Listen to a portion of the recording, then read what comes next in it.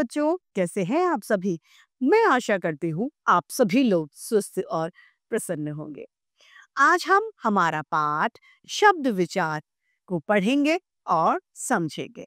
तो आइए इस पाठ को प्रारंभ करते हैं।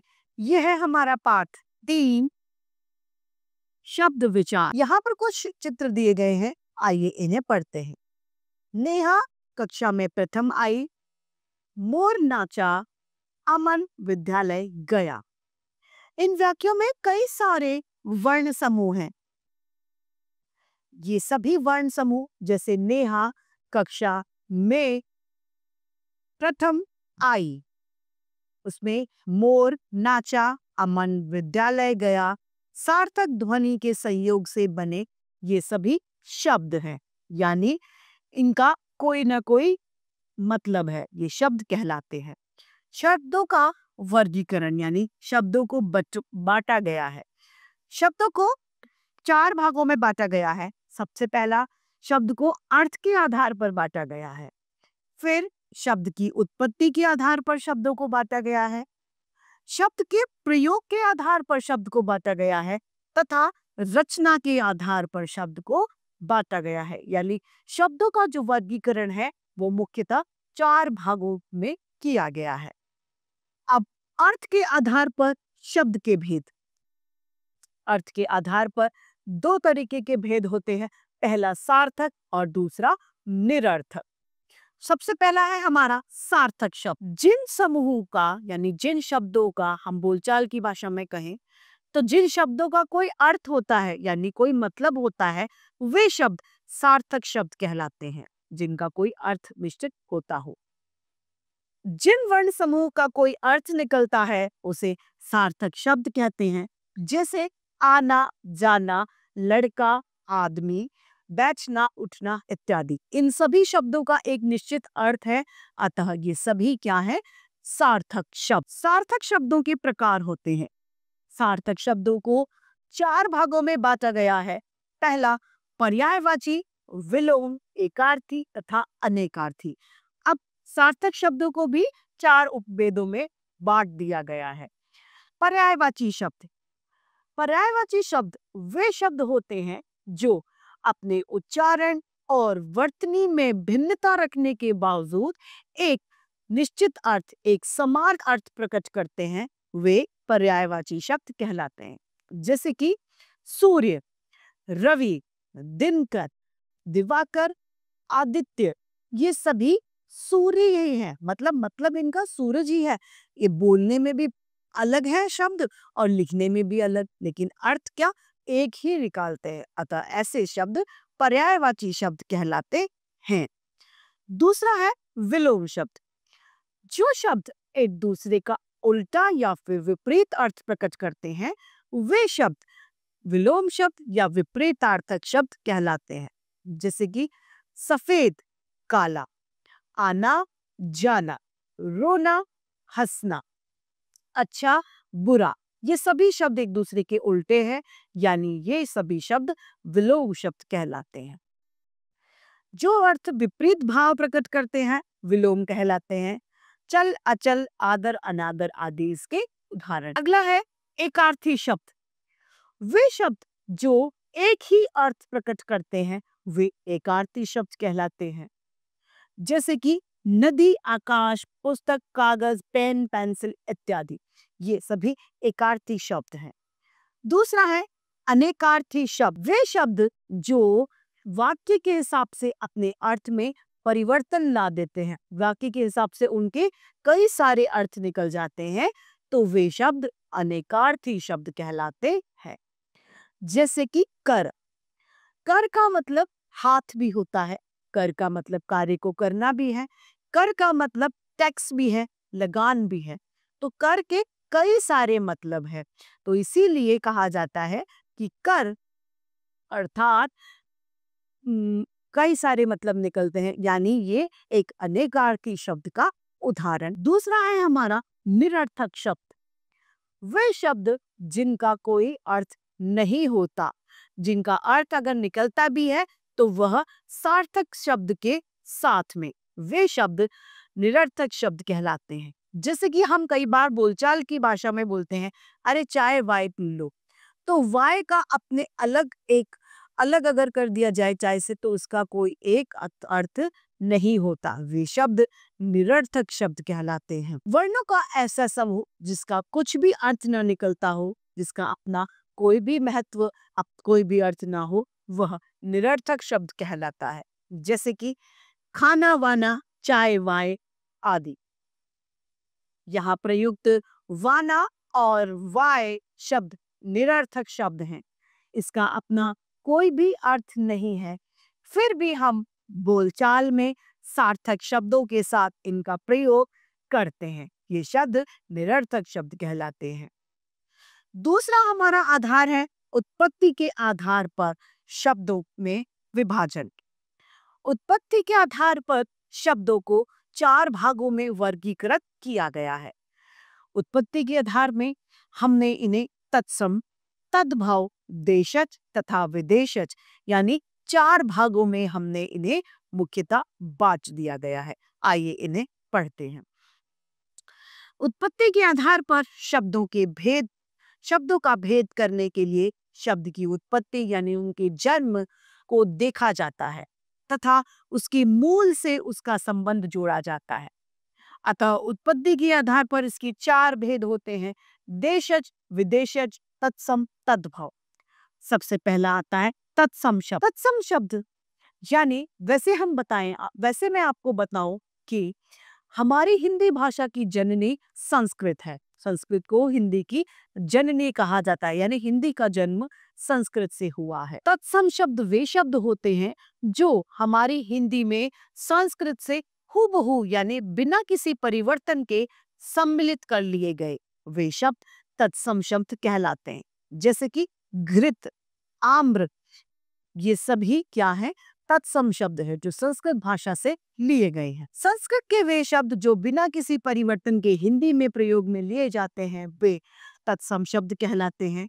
सूर्य, घृत, मित्र, पृथ्वी, अग्नि इत्यादि ये सभी शब्द तत्सम शब्द हैं जो संस्कृत और हिंदी में एक समान है। दूसरा हमारा बिंदु है तद्भव शब्द। तद्भव शब्द वे शब्द होते हैं जो संस्कृत से हिंदी में लिए जाते हैं लेकिन उनमें कुछ परिवर्तन कर दिया जाता है, यानी परिवर्तन के बाद में उन्हें हिंदी में लिया गया है, तो वे शब्द तद्भव शब्द कहलाते हैं। जैसे आम्र का आम, घृत का घी, ये सभी शब्द तद्भव शब्द है। वे शब्द जो मूल रूप से संस्कृत के हैं मगर हिंदी में अपने बदले हुए रूप में प्रयुक्त होते हैं वे तद्भव शब्द कहलाते हैं। सांप का सर्प, सांप, दूध, धरती, आम, कान आदि ये सभी शब्द क्या है? तद्भव शब्द है। यहाँ पर कुछ तद्भव और तत्सम शब्दों की सारिणी दी गई है, आइए इन्हें पढ़ते हैं।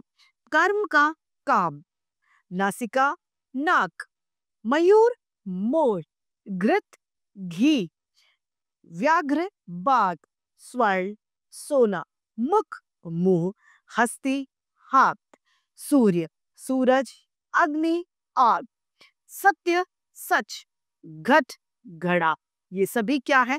तत्सम शब्द। तत्सम शब्द वे शब्द हैं जो संस्कृत से हूबहू लिए गए हैं और तद्भव शब्द वे शब्द जो परिवर्तन के साथ हिंदी में अपनाए गए हैं। अब आता है देशज शब्द। वे शब्द जो अपने देश की बोलियों से इकट्ठे किए गए हैं और हिंदी में आए हैं वे शब्द देशज शब्द कहलाते हैं। जैसे कि जूता, थैला, गाड़ी, रोटी, पहिया, चूहिया, सरपंच, चुटकी, मिर्च इत्यादि ये सभी शब्द देशज शब्द हैं। चौथा है विदेशज शब्द। वे शब्द जो विदेशी भाषाओं में से हिंदी भाषा में लिए गए हैं वे शब्द विदेशज शब्द कहलाते हैं। विदेशी भाषाओं के जिन शब्दों का प्रयोग हिंदी भाषा में किया जाता है वे विदेशी शब्द कहलाते हैं। उदाहरण के लिए अंग्रेजी से लिया गया है रेल, कंपनी, साइकिल, डॉक्टर आदि। फारसी भाषा से लिया गया है नश्तर, जरूरत, फकीर, तश्तरी आदि। अरबी भाषा से लिया गया है सबूत, खबर, अखबार, शिकायत आदि। और चीनी भाषा से लिया गया है चाय, तूफान इत्यादि। अब है हमारा तीसरा बिंदु प्रयोग के आधार पर। प्रयोग के आधार पर शब्दों को दो भागों में बांटा है। पहला है विकारी और दूसरा है अविकारी। अब प्रयोग के आधार पर दो भागों में बांट दिया गया है। विकारी शब्द, विकार का अर्थ होता है बदलाव या फिर बदलना। विकारी शब्द वे शब्द होते हैं जो लिंग, कारक आदि की वजह से अपने में बदलाव ले आते हैं, वे शब्द विकारी शब्द कहलाते हैं। विकारी का अर्थ होता है परिवर्तन या बदलाव। वे शब्द जो वाक्य में प्रयुक्त करते समय लिंग, वचन, कारक के अनुसार बदल जाते हैं या परिवर्तित हो जाते हैं, वे शब्द विकारी शब्द कहलाते हैं। विकारी शब्द चार प्रकार के होते हैं: संज्ञा, सर्वनाम, विशेषण तथा क्रिया। ये चार विकारी शब्द होते हैं। जैसे विकार के उदाहरण है संज्ञा का लड़की, लड़कियां और लड़कियों। विशेषण में पीला, पीली और पीले। ये सभी किसकी वजह से बदल रहे हैं? लिंग, वचन और कारक की वजह से। सर्वनाम है यह, ये, इन्हें और इन्होंने। क्रिया है लिखना है, लिखा और लिखेगा। अगला है हमारा दूसरा अविकारी शब्द। वे शब्द जो किसी भी प्रकार से अपने अंदर बदलाव नहीं करते, परिवर्तन नहीं लाते, वे शब्द अविकारी शब्द कहलाते हैं। वे शब्द जिनको वाक्य में प्रयुक्त करते समय उनमें कोई भी परिवर्तन नहीं होता, अविकारी शब्द कहलाते हैं। ये भी संख्या में चार होते हैं: क्रिया विशेषण, संबंध बोधक, समुच्चय बोधक तथा विस्मया बोधक। ये चार इसके उपभेद हैं। जल्दी घर चलो, राम ने भात खाया, शीला और रत्ना बहने हैं, अरे तुम आ गए। इसके उदाहरण हैं। रचना के आधार पर, रचना के आधार पर शब्द को तीन भागों में बांटा गया है: रूढ़ शब्द, योग रूढ़ शब्द तथा यौगिक शब्द। सबसे पहला आता है हमारा रूढ़ शब्द। ये शब्द दूसरे शब्दों से मिलकर बने हुए होते हैं। इनका विशेष अर्थ होता है, लेकिन इनके किसी भी तरीके के टुकड़े नहीं किए जाते। ये किसी भी तरीके के टुकड़े कर दे तो ये बेअर्थी हो जाते हैं। ये शब्द योग रूढ़ शब्द कहलाते हैं। यानी रूढ़ शब्दों की यदि आप टुकड़े कर दोगे तो इनका कोई एक निश्चित अर्थ नहीं निकलता। यानी इनके संक्षेप में कहें तो हम ये कह सकते हैं कि इनके टुकड़े यानी इनके खंड नहीं किए जा सकते। जैसे पानी, लड़का, शोर आदि। यदि पानी शब्द में से हम पा हटा दे तो खाली नी का कोई अर्थ नहीं रहता। ये रूढ़ शब्द है क्योंकि इनके खंड नहीं होते। यौगिक शब्द, यौगिक शब्द वे शब्द हैं जो दो शब्दों के योग यानी दो शब्दों से जुड़कर बने होते हैं, वे यौगिक शब्द कहलाते हैं। जैसे कि विद्या, आलय, विद्यालय। तो विद्या प्लस आलय ये दो शब्द हैं, विद्या और आलय, इससे मिलकर बना है विद्यालय।